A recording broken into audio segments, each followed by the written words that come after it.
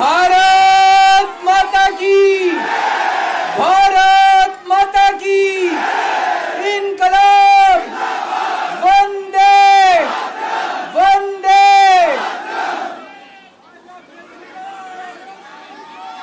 आप सब लोगों का तहे दिल से बहुत बहुत शुक्रिया।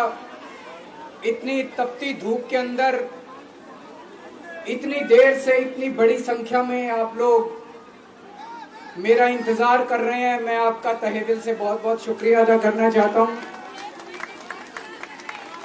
जितने लोग इस वक्त टीवी में देख रहे हैं उन सब दर्शकों का भी मैं तहे दिल से शुक्रिया अदा करना चाहता हूं। सबको मेरा नमस्कार, सबको मेरा प्रणाम।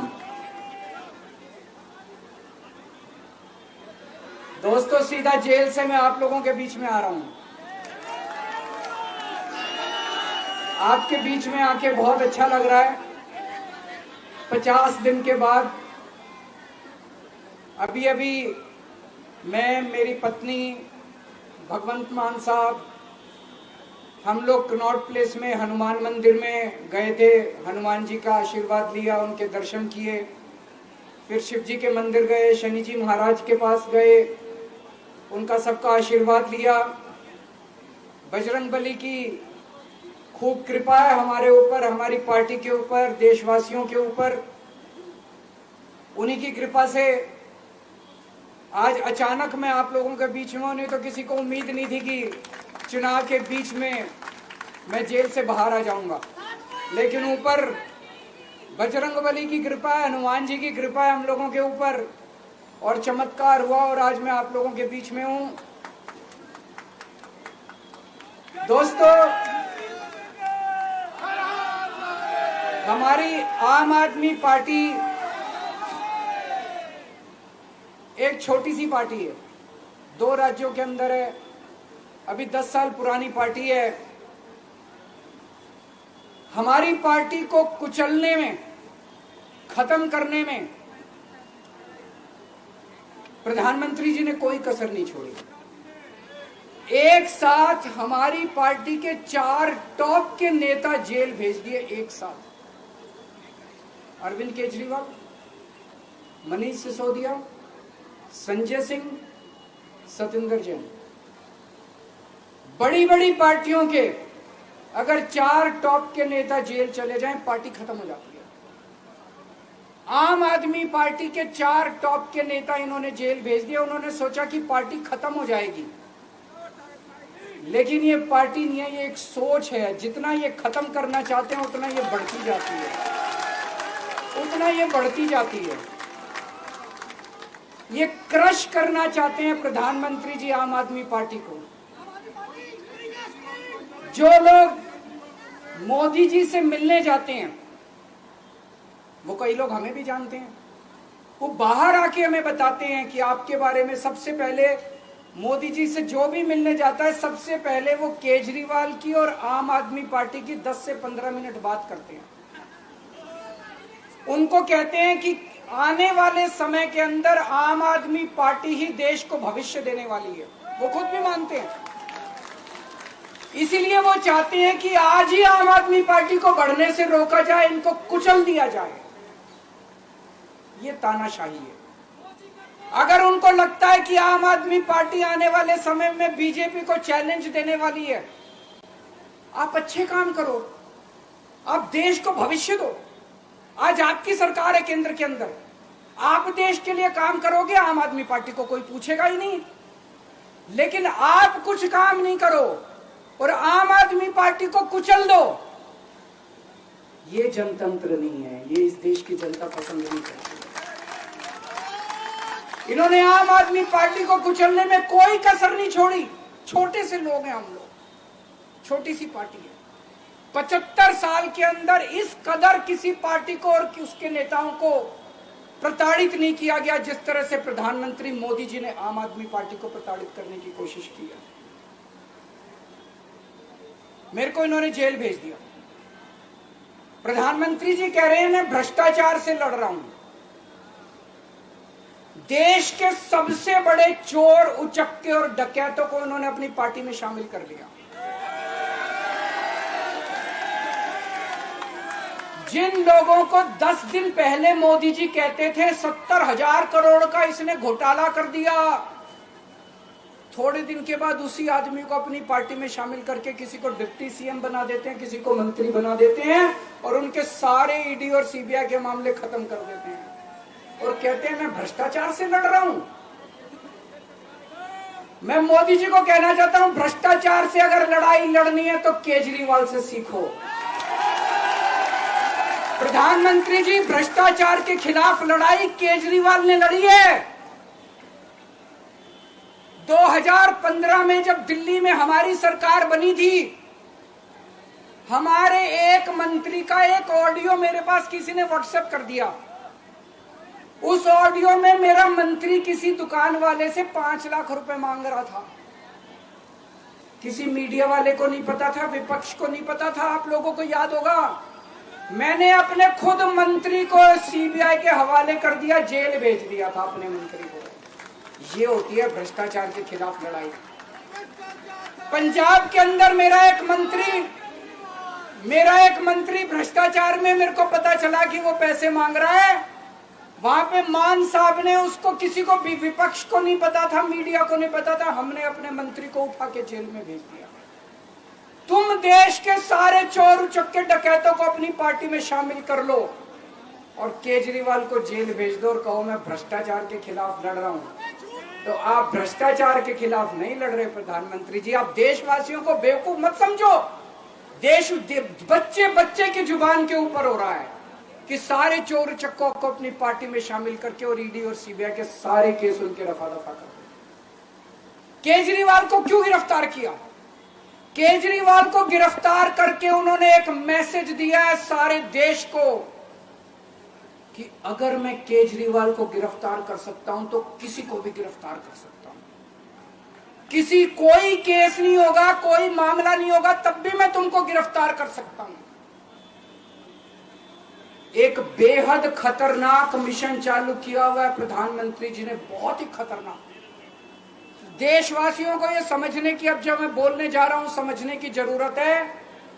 उस मिशन का नाम है वन नेशन वन लीडर। देश के सारे नेताओं को खत्म करना चाहते हैं मोदी जी और इसको 2 स्तर के ऊपर इस मिशन को चला रहे हैं। जितने विपक्ष के नेता हैं उनको जेल भेजेंगे और जितने बीजेपी के नेता हैं उनको सबको निपटा देंगे, उनकी राजनीति खत्म करते जाएंगे, उनको सबको निपटाते जाएंगे। विपक्ष के अंदर आज इन्होंने मनीष सिसोदिया को जेल भेज दिया, संजय सिंह को जेल भेज दिया, सत्येंद्र जैन को जेल भेज दिया, केजरीवाल को जेल भेज दिया, हेमंत सोरेन को जेल भेज दिया, ममता दीदी के कई मंत्रियों को जेल भेज दिया, स्टालिन के कई मंत्रियों को जेल भेज दिया, केरला के सीएम के पीछे पड़े हैं। अगर ये चुनाव जीत गए, मेरे से लिखवा लो एफिडेविट के ऊपर, थोड़े दिन के बाद ममता दीदी जेल में होंगी, तेजस्वी यादव जेल में होगा, स्टालिन साहब जेल के अंदर होंगे, पिनरई विजयन जेल के अंदर होंगे, उद्धव ठाकरे जेल के अंदर होंगे, जितने विपक्ष के नेता ये सारे जेल के अंदर होंगे। अगर ये चुनाव जीत गए, इन्होंने बीजेपी का एक नेता नहीं छोड़ा।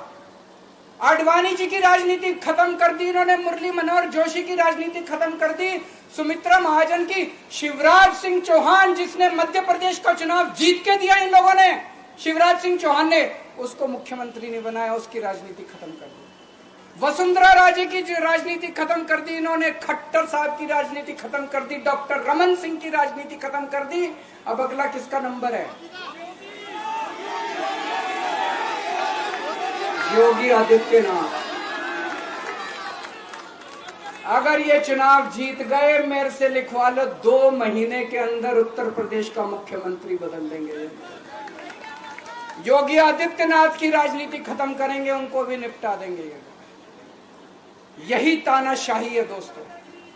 वन नेशन वन लीडर ये चाहते हैं, एक ही तानाशाह इस देश के अंदर बचेगा, एक ही तानाशाह इस देश के अंदर बचेगा।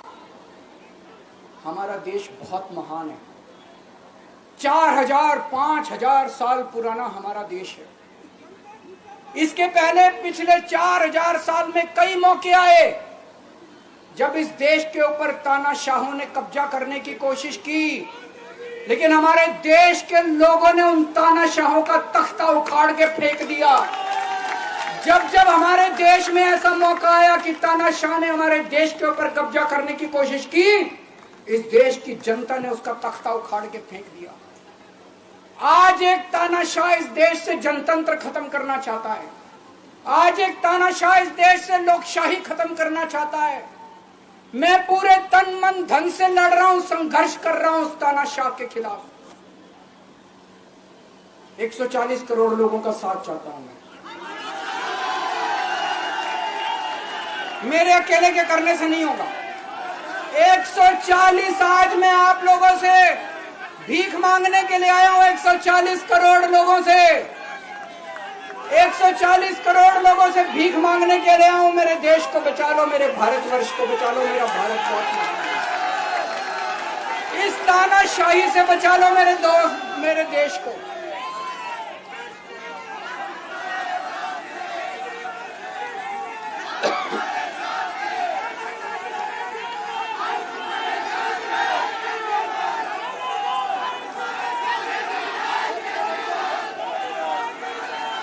मैं सुप्रीम कोर्ट का बहुत बहुत शुक्रिया अदा करना चाहता हूं। उन्होंने 21 दिन दिए हैं, एक एक दिन में 24 घंटे हैं। मैं एक दिन में 24 में से 36 घंटे काम करूंगा। पूरे देश भर में घूमूंगा इस तानाशाही को रोकने के लिए। दोस्तों, जितनी मेरे अंदर ताकत है, मेरा सब कुछ कुर्बान है देश के लिए। मेरा तन मन धन सब कुछ कुर्बान है मेरे देश के लिए। मेरे खून का एक एक कतरा मेरे देश के लिए, मेरे शरीर का एक एक कतरा, मेरी जिंदगी का एक एक पल मेरे देश के लिए। मेरे देश को बचाने के लिए मैं पूरे देश में जाऊंगा। दोस्तों, अब एक बहुत महत्वपूर्ण बात करने जा रहा हूं, उसको ध्यान से सुनना।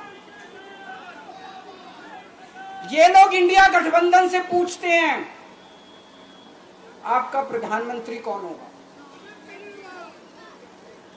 मैं बीजेपी से पूछता हूं आपका प्रधानमंत्री कौन होगा। आप लोग सोच रहे होंगे केजरीवाल क्या बात कर रहा है, मोदी जी होंगे। नहीं, मोदी जी अगले साल 17 सितंबर को 75 साल के हो रहे हैं। बीजेपी के अंदर मोदी जी ने 2014 में मोदी जी ने खुद ने रूल बनाया था कि बीजेपी के अंदर जो भी 75 साल का होगा उसको रिटायर कर दिया जाएगा।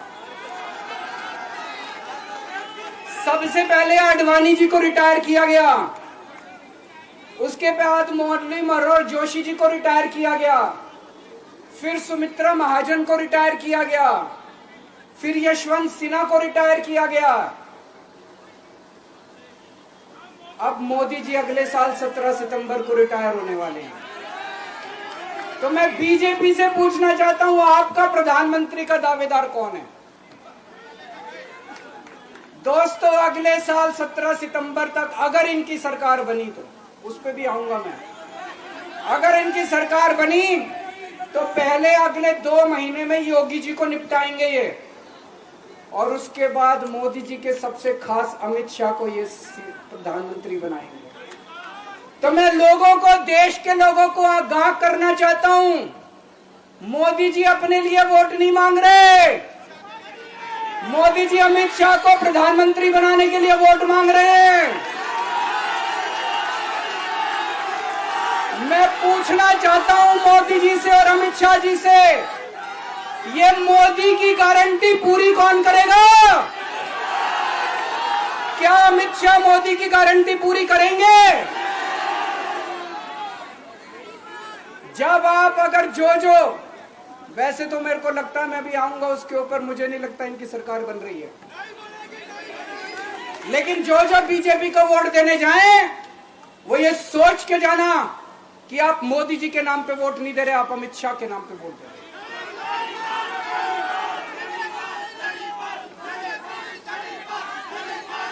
अब एक खुशखबरी है आप लोगों के लिए, अब एक खुशखबरी है, सबको बता देना जो मैंने बातें कही है बड़ी सोच समझ के कही है। वहां बैठ के यही सोच रहा था 50 दिन से।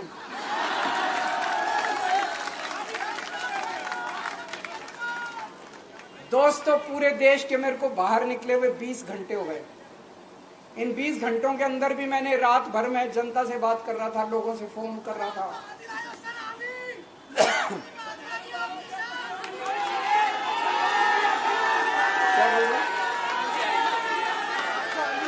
रात को आंधी आई थी,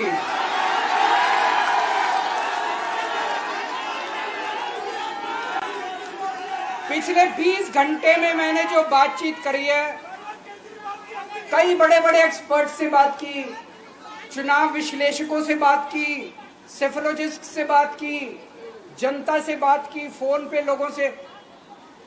मेरा अपना आकलन है कि 4 जून के बाद इनकी सरकार नहीं बन रही, मोदी सरकार नहीं बन रही। दोस्तों, अगर मैं गलत हूं तो मेरे को बताना। हरियाणा में इनकी सीट कम हो रही है, राजस्थान में कम हो रही है, कर्नाटक में कम हो रही है, दिल्ली में कम हो रही है, बिहार में कम हो रही है, महाराष्ट्र में कम हो रही है, कर्नाटक में कम हो रही है, बंगाल में कम हो रही है, झारखंड में कम हो रही है। बढ़ कहां रही है? यूपी में कम हो रही है, बढ़ कहां रही है? बड़े एक भी जगह इनकी सीटें नहीं बढ़ रही हैं। मेरा अपना मानना है, और सट्टा बाजार में भी जो चल रहा है, इनकी 220 से 230 के बीच में सीट आ रही है, उससे ज्यादा सीट नहीं आ रही।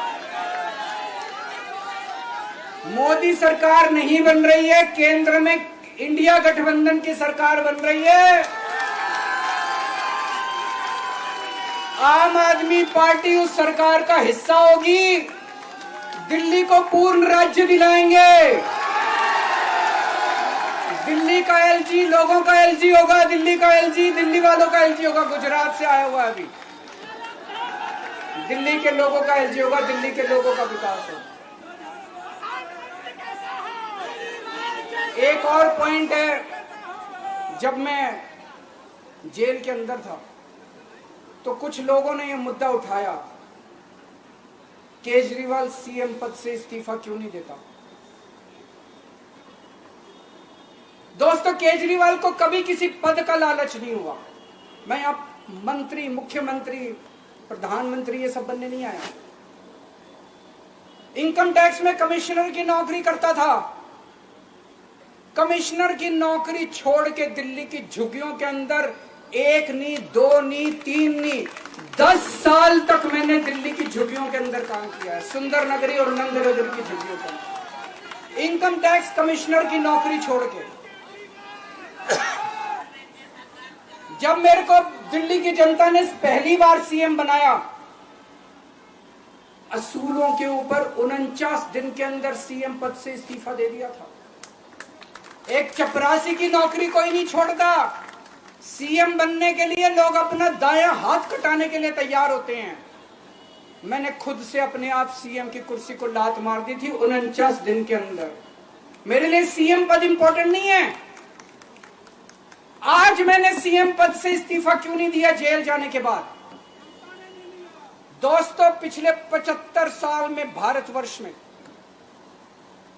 इतने राज्यों के चुनाव हुए, इतने राज्यों के चुनाव हुए, दिल्ली के अंदर सबसे ऐतिहासिक बहुमत से आम आदमी पार्टी जीती। 55-56% वोट, एक बार 67 सीट, एक बार 62 सीट। इतने भारी बहुमत से आज तक कोई राज्य की सरकार 75 साल में नहीं जीती। इतने भारी बहुमत से जीतने के बावजूद झूठा केस, अब उनको पता है वो हमें हरा नहीं सकते दिल्ली के अंदर। उन्हें पता है अगले 20 साल तक दिल्ली में आम आदमी पार्टी को कोई नहीं हरा सकता। तो उन्होंने एक षड्यंत्र रचा, राजनीतिक षड्यंत्र रचा। केजरीवाल को झूठे केस में जेल भेज दो, केजरीवाल को इस्तीफा देना पड़ेगा, केजरीवाल की सरकार गिर जाएगी। उन्होंने ये षड्यंत्र रचा। मैंने कहा मैं भी इस्तीफा नहीं दूंगा। तुम अगर जनतंत्र को जेल में कैद करोगे तो जनतंत्र जेल से चला के दिखाएंगे। दोस्तों, सरकार भी जेल से चला के दिखाएंगे। कतई इस्तीफा, तुम्हारे ट्रैप में फंसने वाले नहीं हम। ये अगर हेमंत सोरेन साहब को भी इस्तीफा नहीं देना चाहिए था, जेल से सरकार चलानी चाहिए। अगर हमने इस्तीफा दे दिया, ये तो बड़ा अच्छा इनके लिए। जिस राज्य के अंदर ये चुनाव हारेंगे उसके मुख्यमंत्री को पकड़ के जेल में डाल दो, सरकार गिरा दो। उसके मुख्यमंत्री को पकड़ के जेल में डाल दो, सरकार। आज मैं अगर दिल्ली की जेल के अंदर रह के दिल्ली की जेल से इस्तीफा नहीं दे रहा, वो इस तानाशाही के खिलाफ संघर्ष कर रहा हूं, इसको समझ लेना। केजरीवाल को किसी पद का लालच नहीं है। सीएम तो 100 सीएम की कुर्सी देश के नाम कुर्बान है। मुझे पता चला मेरे जेल जाने से बहुत लोग भावुक हुए, खासकर मेरी माँ, बहनें, महिलाएं बहुत रोई, कईयों ने बहुत मन्नतें मांगी। मैं सबका बहुत बहुत शुक्रिया अदा करना चाहता हूं जिन लोगों ने अपनी दुआएं, करोड़ों लोगों ने अपनी दुआएं भेजी हैं। पूरी दुनिया भर से करोड़ों लोगों ने दुआएं भेजी। उन्हीं के आशीर्वाद का कमाल है कि आज मैं आप लोगों के बीच में हूं। आप लोग सब लोग सुखी रहें, देश खूब तरक्की करे, फले फूले, आप सब लोग खूब खुश रहें, ऐसी मेरी प्रभु से इच्छा है। भारत माता की।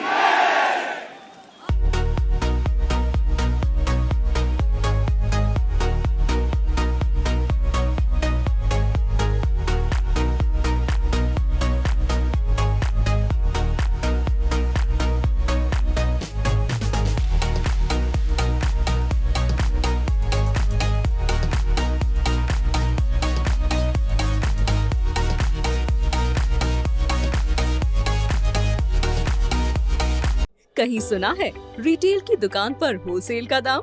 जी हाँ, नव्या लेकर आया है डिजाइनर सूट्स, कुर्तीज और फैब्रिक्स। सबसे सस्ता, सबसे अच्छा, defence road, Mamun, Pathankot. Contact 9614196141।